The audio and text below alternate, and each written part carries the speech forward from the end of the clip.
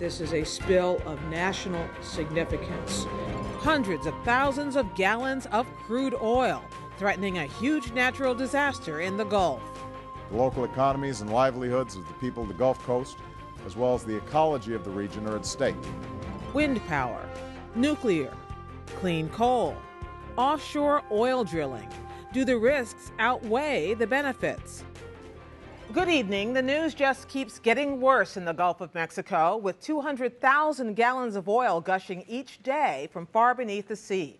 Last week's oil rig accident has suddenly changed the calculus for national energy policy. A president who endorsed additional offshore oil drilling and who just this week backed a plan to build energy-producing windmills offshore as well is now on the defensive.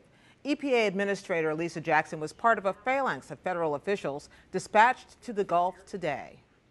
We will stay as long as we need to make sure that we are ready and able to be partners in response to support all the local governments who are out there who are trying to stand up their people and get their communities ready for this response. We think it's best to hope for the best while we prepare for the worst. At the same time, the great tripartisan Senate energy bill we talked about last week hit an unexpected pothole this week. How much does this oil spill change policy and politics this week, Margie? Well, it was starting to go downhill even before the oil spill got to be the big headlines. You had last weekend, one of the main people who was writing that bill, the only Republican involved with it, decided to withdraw because he was afraid that climate change it was going to be overpowered by immigration law and all of the other stuff. Lindsey Graham. And so he said, I'm out of here. Until you guys take immigration off the table, I'm going to withdraw. Well, that left two guys, Senator Kerry and Senator Lieberman, who were feeling like, well, if we don't have a Republican, it's kind of hard to introduce anything. So and that was before the oil slick became so big that it completely turned everything upside down. So at that point, everybody was saying, well, you could still might be able to get a climate bill going, but then the oil spill came. And President Obama specifically included oil drilling in his plan and his State of the Union address. It was in the bill itself, and the whole purpose was to attract Republicans. But now you have Democrats saying if there's oil drilling in this bill, if you are allowing more oil drilling in the bill, then I'm out of here. So you had all of these New Jersey Democrats and coastal state Democrats saying we have to stop this right now. Why was it that nobody sort of saw this coming? I mean, we heard about the spill, it seemed to be a minor thing, and then suddenly it exploded into a big national story, and we hear about these massive amounts of ocean that are covered with oil. How did it go from so small to so huge? It is a deep well. It is, when they call ocean, they mean it goes a mile down in the ocean. This is an area where the oil is so far down, it's way deep into the area that it just doesn't, nobody knows exactly what's happening down there. I mean, you had the whole thing collapse. It was starting to come out of the ground, but nobody knew just how much was coming out of the ground. So it wasn't until it started to percolate up into onto the ocean that you started to see it. So is this Barack Obama's Katrina moment? How is the administration responding to this? And you know, how competently are they responding to this?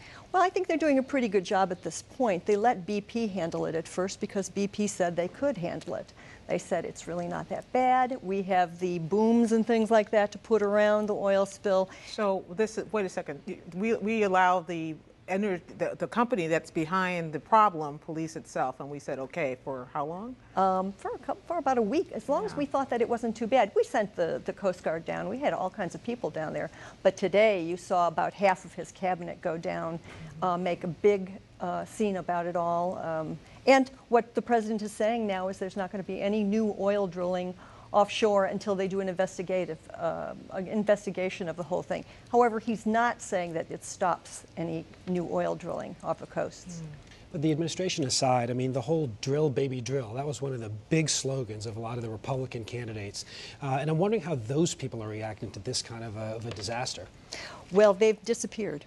For the most part, you have a lot of Republicans who are simply not available anymore or who are expressing concern about this.